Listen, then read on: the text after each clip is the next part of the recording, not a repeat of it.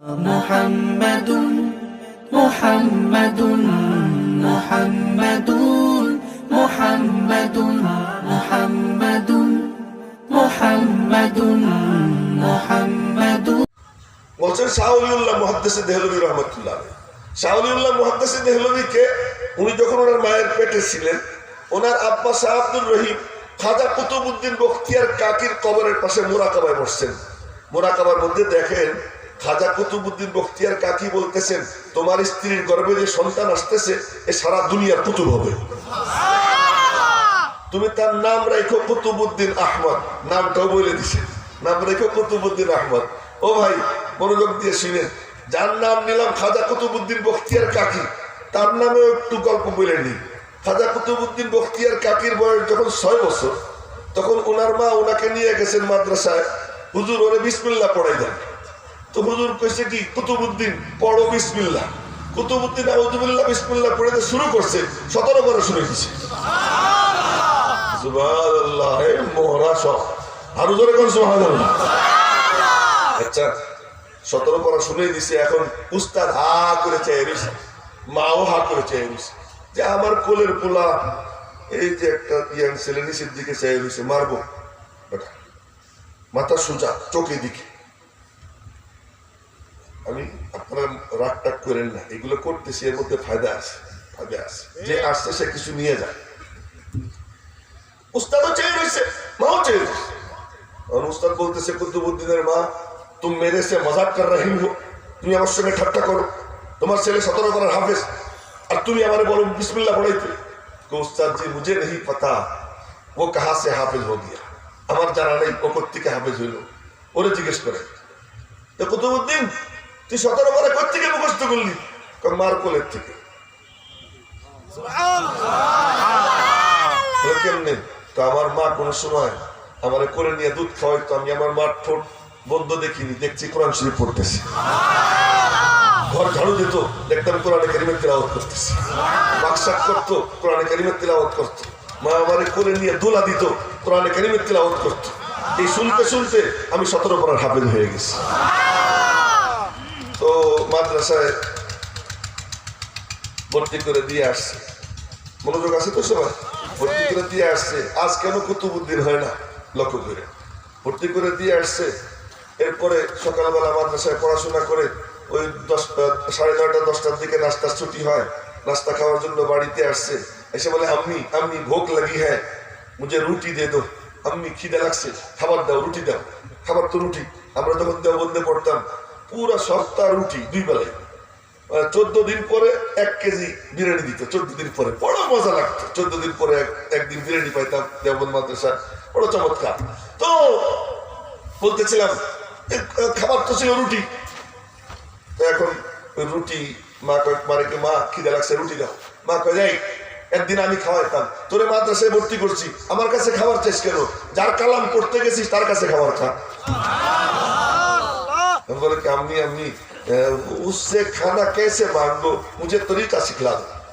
তার কাছে খাবার চাবো কেমনে, আমার পদ্ধতি শিখে দাও। তো মা জায়নামাজ বিছিয়ে দিছে।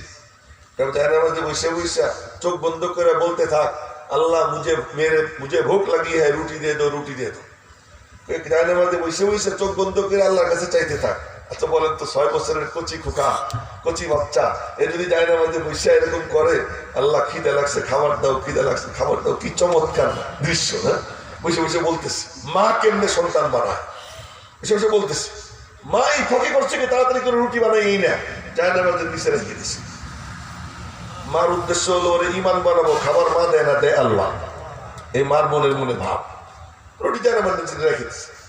একটু পরে মা বলতেছে দূরে দাঁড়াইয়া, अरे तेरे रब ने तुझे रोटी दी या नहीं, जरा इम्तिहान करके देख, একটু দেখ তোর রব তোরে খাবার দিল কিনা। এবার জায়নামাজ উঁচু করে দেখে রুটি, হ্যাঁ মা মেরে রব ने मुझे रोटी दे दी। খাওয়া শুরু করছে, নিয়মিত এই কাম করে।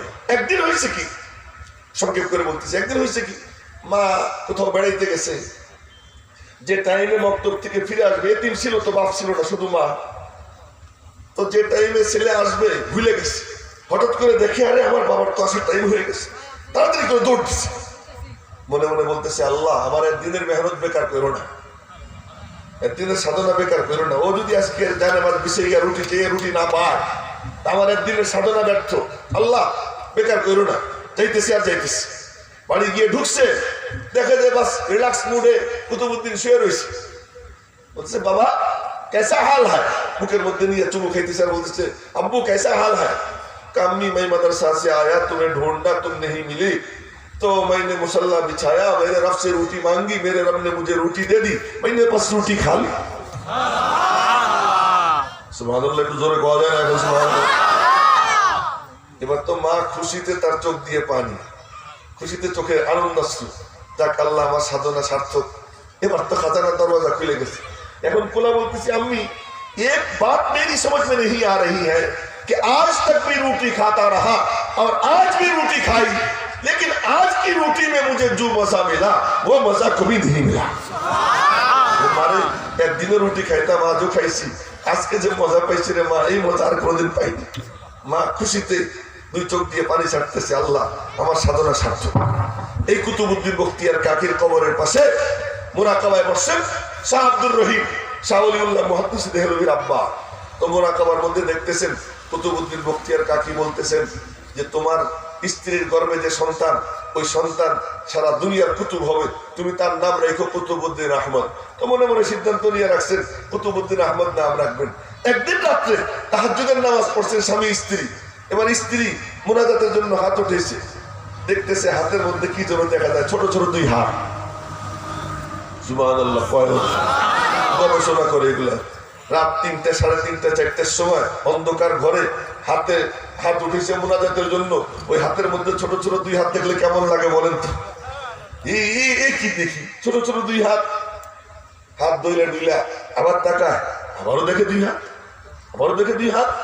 এক পর্যায়ে স্বামীর ডাক দিছে, ওগো শুনছনি কি? হাতের মধ্যে যে দুই হাত দেখতেছি। এবার শাহ আব্দুর রহিম বলতেছেন, দেখবা না তোমার পেটের মধ্যে তো ওলিউল্লাহ, এই নাম হয়ে গেল ওলিউল্লাহ। হাত দেখবা না তো কি দেখবা, তোমার পেটের মধ্যে তো ওলিউল্লাহ, এই ওনার নাম হইল শাহ ওলিউল্লাহ মুহাদ্দিস দেহলভী। এই শাহ ওলিউল্লাহ মুহাদ্দিস দেহলভী রওজা পাকের পাশে বসে মুরাকাবা করতেছেন, দেখার জন্য যে পৃথিবীর যেসব জায়গা হাদিসের চর্চা হয় ওই জায়গাগুলো কেমন। তো মুরাকাবার মধ্যে ওনার ইনকিশাফ হয়, উনি দেখতে পান যে যেখানে যেখানে হাদিসের চর্চা হচ্ছে রওজা পাক থেকে ওই মজলিসের মধ্যে নূরের তাজাল্লি পড়তেছে। আজকে এই মজলিসের মধ্যে হাদিসের চর্চা হবে কি হবে না? এখন হচ্ছে কি হচ্ছে না? সুতরাং এই ইয়াকিন যদি থাকে, এই বুজুর্গদের কথার উপর যদি আস্থা থাকে, তাহলে একটু খুশি হয়ে বলেন না।